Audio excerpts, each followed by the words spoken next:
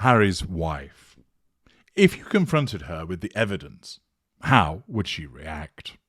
Hello, I'm H.G. Tudor, continuing to teach you about various facets of narcissism, the dynamic with the victim, and aid you in your overall understanding of this condition, utilising prominent examples, one of which, of course, is Harry's wife.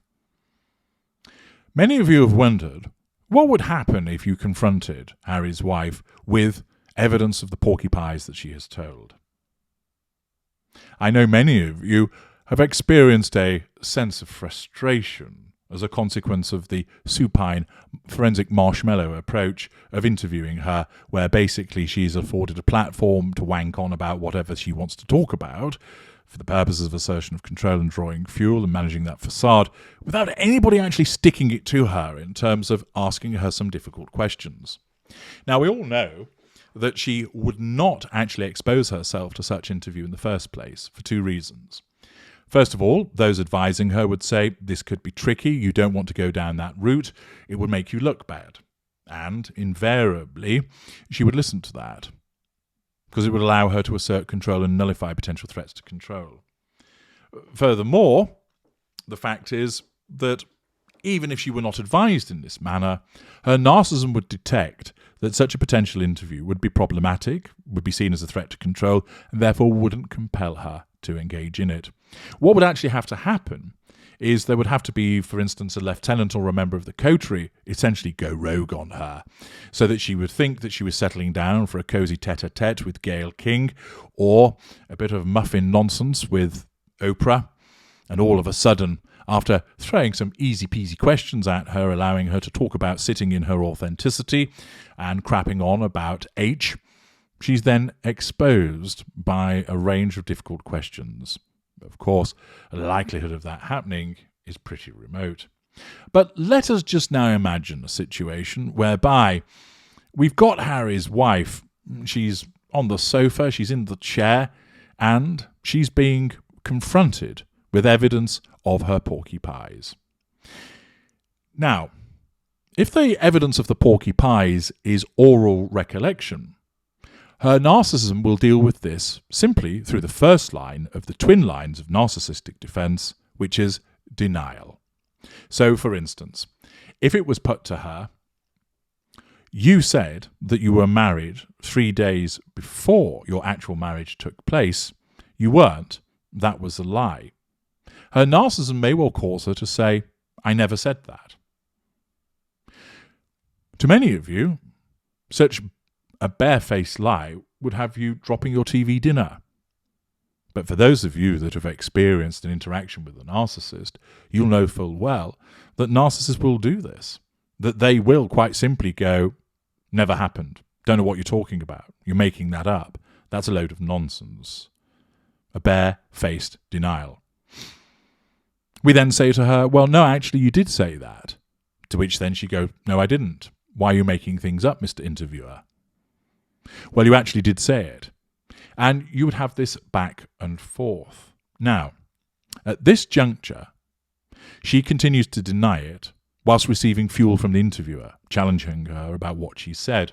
So there's no issue with the provision of fuel, but there is an issue with her need for control being threatened. Initially, she'll seek to assert control over the interviewer by simply saying, that didn't happen, you're wrong. If the interviewer were to go, okay, fair enough, I accept that, then she's got the control that she requires, and the interview then continues. But let us say we have a determined and dogged interviewer who keeps saying to her, no, you lied. You said that you were married 3 days before you actually were. That's not true. That didn't take place. Or, for instance, you claimed that a member of the cast from The Lion King declared to you that the entirety of the South African nation celebrated as one on your wedding day in the same way as they celebrated when Nelson Mandela took place. That didn't happen. That's a lie. The cast member has confirmed that to be the case. Again, she would say, it's not true. He did say it to me. He must be mistaken. And therefore there would be the blame shifting onto him to say that his recollection is problematic and he did say it. The interviewer again puts to her, that didn't happen. She denies it. If the interviewer were to accept her denial, she has the control. But if the interviewer continues to say that just simply isn't true, then she's being repeatedly challenged. She's getting the fuel, but ultimately her narcissism will subconsciously say this: there is a repeated threat to control. The direct assertion of control is not working. Let's move to the indirect assertion of control. In an interview situation, that's not going to work because she can't turn to somebody else and invoke their assistance. So the narcissism's move to the indirect assertion of control would fail. It would then mean that she would have to move to a position of withdrawal, which would either mean sitting there with her arms folded, glowering at the interviewer and saying nothing, whilst in her head thinking all manner of awful outcomes for the interviewer, or basically standing up and saying, I'm not being spoken to in this manner, and storming off set. You'll have seen instances where some people have done that they've basically walked away from the interview. Where that individual is a narcissist, that's them asserting control by withdrawal. And ultimately, Harry's wife might do that. However, there's also the possibility, because she's mid-range, that she will continue to try and assert control by issuing a denial and then going for the pity play. Why are you continuing to do this to me? Why are you saying that I've lied when I didn't? Why are you being so horrible to me? You're like all those other haters. She might go for the old squeezing a tear out of the left eye, 3, 2, 1, go, in order to try and maintain that she is engaging in a pity play and that she is the one that's being wronged, in the hope of getting the sympathy of the interviewer who'll go, I'm sorry, I didn't mean to make you cry, we'll move on. The narcissism has done its job. It's caused her to then be able to get that control because the interviewer has backed down. So in the course of her being interviewed, there'd be initially a denial, and if that doesn't work, she might shift to a different type of assertion of control, for instance, pity play. In some instances, she might even turn around and say, well, you've got a cheek to accuse me of doing this because you've done this, that, and the other, if she has some dirt on the interviewer that she's accumulated from somewhere. And in those circumstances, of course, she utilises that against the interviewer for the purpose of a direct assertion of control. But ultimately, if that direct assertion of control is getting her nowhere and she can't move to the indirect, then she'd likely sit there sulking, or more likely just get up and leave. What would happen, though, let us say, if we brought along that cast member, so that while she could sit there and say, didn't happen, he's mistaken, he did say that you actually bring the evidence and put it in front of her and confront her with it, rather. Or, for instance, what if we presented a piece of footage showing her telling the porky pie, or a recording? Well, in those instances, she would no longer be able to maintain the denial because the presentation of the evidence smashes through that first line. Her narcissism then retreats to the second line of the twin lines of the narcissistic defence. And in the circumstances, if that cast member was there, she would probably turn and say to him, why are you lying? Why are you saying that didn't happen? We both know that it did. And she would turn on him, perhaps trying to control him also with a pity play. I don't understand what it is with you people. You change your minds about things that have happened. Why do you have to be so cruel and hurtful? He sticks to his guns. We never had that conversation. I never said that to you. You're making it up. Of course, there she's failed to assert control over him directly, and his evidence has smashed through the denial. In the circumstances, she can keep trying to say, you're lying, you did say that to me. But if he maintains that he did not, then her attempts to assert control over him directly and indirectly over the interviewer and the audience then fails. In the circumstances, she can't move to an indirect assertion of control. That's not a valid option available to her, and her narcissism would then cause her to go to withdrawal once again, causing her to back off.